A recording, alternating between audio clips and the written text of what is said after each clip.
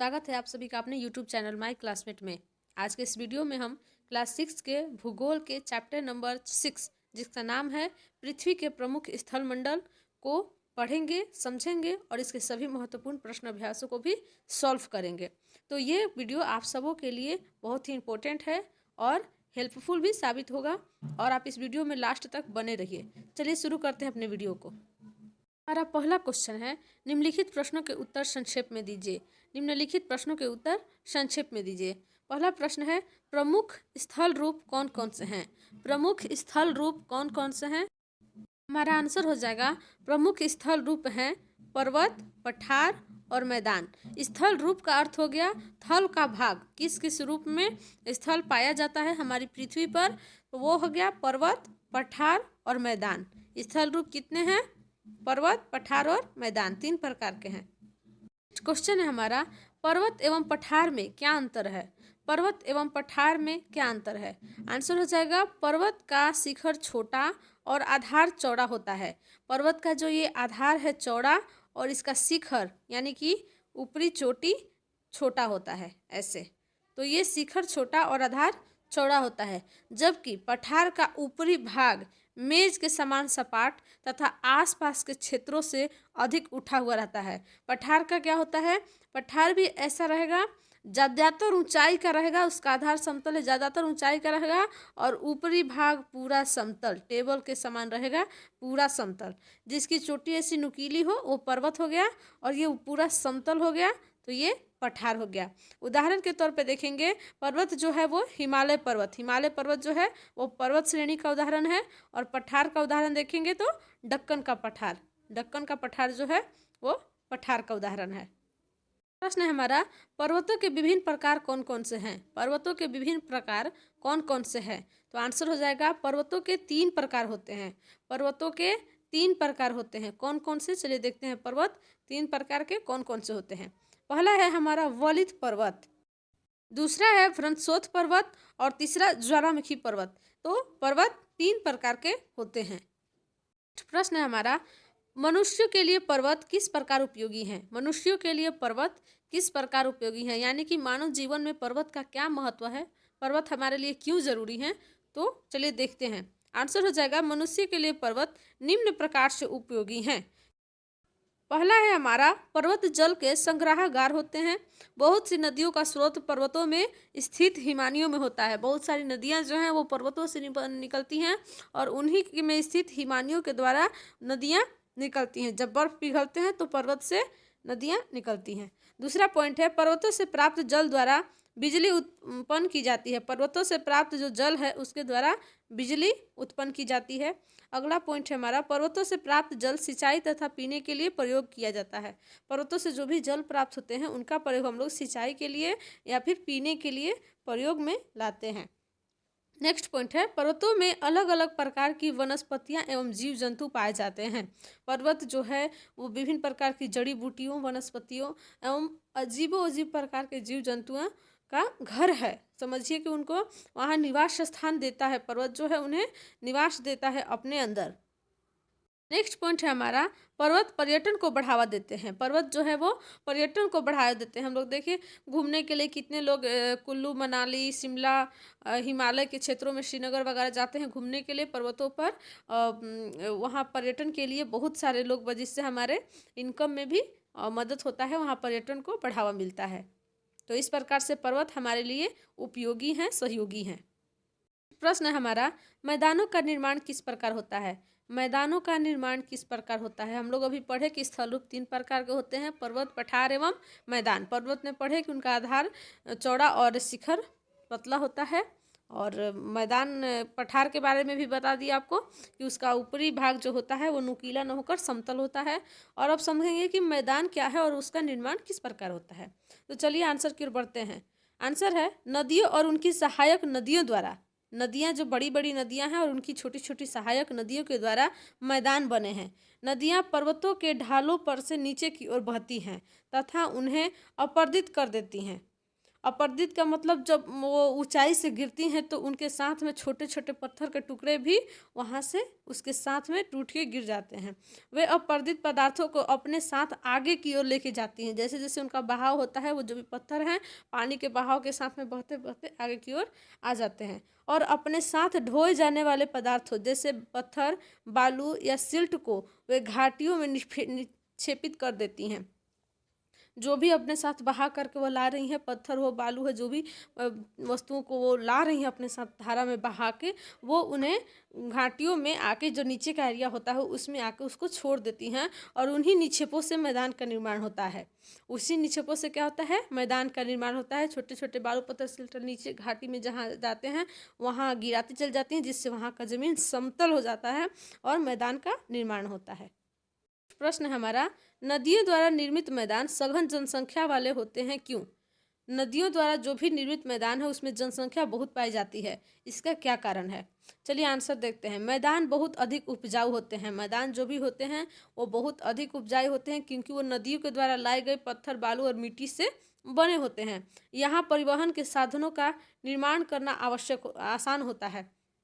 यहाँ जो है रेल की पटरियाँ बिछाना, समतल ज़मीन है तो ये तो आप भी समझ सकते हैं कि जहाँ पर्वत पठार है, खाबड़ ज़मीन है, वहाँ पे पटरियाँ बिछाना और वहाँ रेलवे ट्रैक करना या फिर रोड बनाना बहुत कठिन पड़ता होगा। ऊंचा नीचे जगह पड़ेगा तो वहाँ बहुत कठिन काम है वहाँ निर्माण करना। लेकिन जहाँ मैदान है, समतल ज़मीन है, वहाँ रेलवे ट्रैक या फिर सड़क और राजमार्ग वगैरह जो भी हैं उनका निर्माण करना बहुत आसान हो जाता है। इसलिए ये मैदान विश्व के सबसे अधिक जनसंख्या वाले भाग होते हैं। यहाँ की मिट्टी उपजाऊ है और यहाँ पीने के पानी का भी सुविधा हो जाता है। नदियों के कारण जो जल स्तर है वो भी वहाँ का बढ़ा रहता है और वहाँ पर परिवहन के साधनों का भी निर्माण करना बहुत आसान होता है। तो यही कारण है कि वहाँ जनसंख्या बहुत ज़्यादा पाया जाता है। प्रश्न है हमारा, पर्वतों में जनसंख्या कम होती है क्यों? अभी हमने देखा कि मैदानों में जनसंख्या ज़्यादा होता है और उसका क्या कारण है, और अब हम देखेंगे कि पर्वतों वाले क्षेत्रों में जनसंख्या कम पाई जाती है। चलिए आंसर देखते हैं। आंसर है, कठोर जलवायु होने के कारण पर्वतीय क्षेत्रों में बहुत कम लोग निवास करते हैं। कठोर जलवायु होने के कारण पर्वतीय क्षेत्रों में बहुत कम लोग निवास करते हैं। पर्वतों का धरातल खड़ी ढाल वाला होता है। पर्वतों का जो धरातल जो है, ये धरातल जो है वो खड़ी ढाल वाला होता है। ऐसा खड़ा ढाल रहेगा, पर्वत ऊंचा गया है और ऐसे खड़ा ढाल रहेगा इसका। तथा कृषि योग्य भूमि की भी कमी है। वहाँ कम लोग निवास करते हैं। खेती तो पत्थर पे उपजाया नहीं जा सकता है, पत्थर पे कोई भी फसल नहीं उपजेगा। और धरातल जो है ऐसे खड़ा होता है। यहाँ पे सड़क का निर्माण करना, ये करना, पहाड़ों को काट करके रास्ता बनाया जाता है, बहुत मुश्किल होता है यहाँ पर। इसलिए यहाँ पे बहुत कम लोग निवास करते हैं, जनसंख्या यहाँ कम रहती है। प्रश्न है हमारा क्वेश्चन नंबर 2, सही उत्तर चिन्हित कीजिए। सही उत्तर को चिन्हित करना है। हमारा पहला प्रश्न है, पर्वत पठारों से भिन्न होते हैं। पर्वत जो है वो पठारों से अलग होते हैं क्यों? इसका क्या रीज़न है? आपके ऑप्शन है क ऊंचाई, ख ढाल तथा ग अभिमुखता। तो सही आंसर हो जाएगा ऑप्शन नंबर क ऊंचाई।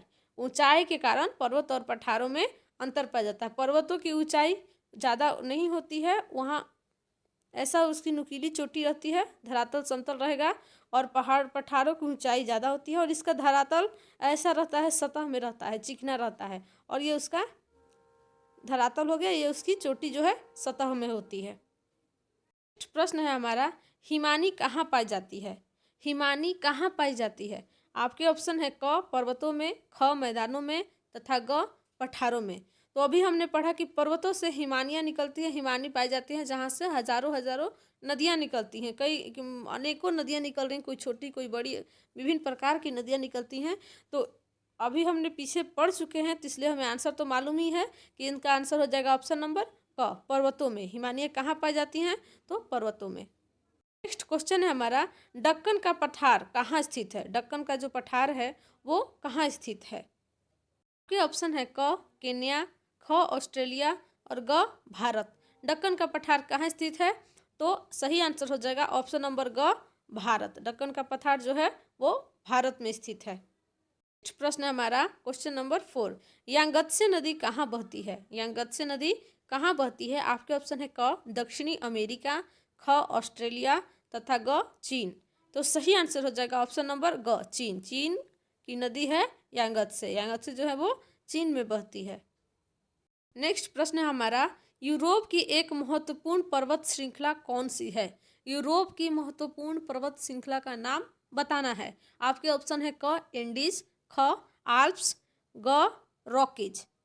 तो सही आंसर हो जाएगा ऑप्शन नंबर ख आल्प्स। आल्प्स जो है वो यूरोप की एक पर्वत श्रृंखला है। प्रश्न है हमारा, खाली स्थान भरे। खाली स्थान भरे, रिक्त स्थानों की पूर्ति करें। पहला प्रश्न है, समतल भूमि वाले विस्तृत क्षेत्र को डैश कहते हैं। समतल भूमि वाले विशाल क्षेत्र को क्या कहते हैं? मैदान कहते हैं। समतल भूमि वाले विशाल क्षेत्र क्या कहलाता है? मैदान।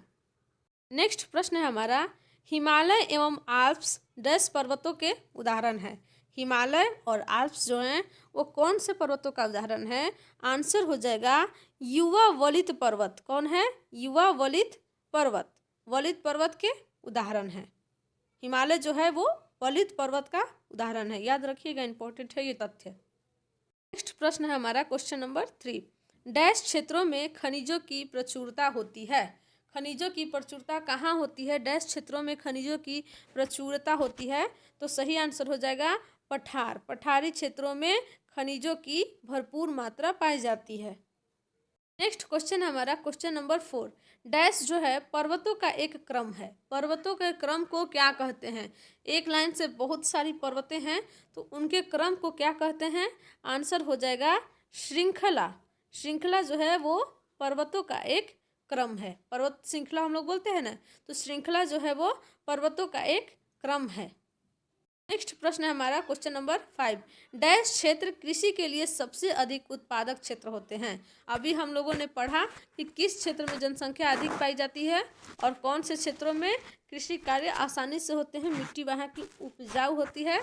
तो इसका आंसर हो जाएगा वो क्षेत्र है मैदानी क्षेत्र। मैदानी क्षेत्रों में मिट्टी उपजाऊ होती है और वहाँ अधिक उत्पादन होता है। कृषि क्षेत्रों के लिए सबसे अधिक उत्पादक क्षेत्र कौन से होते हैं? आंसर हो जाएगा मैदानी क्षेत्र। तो फ्रेंड्स, हमारा ये वीडियो यहीं पर समाप्त होता है।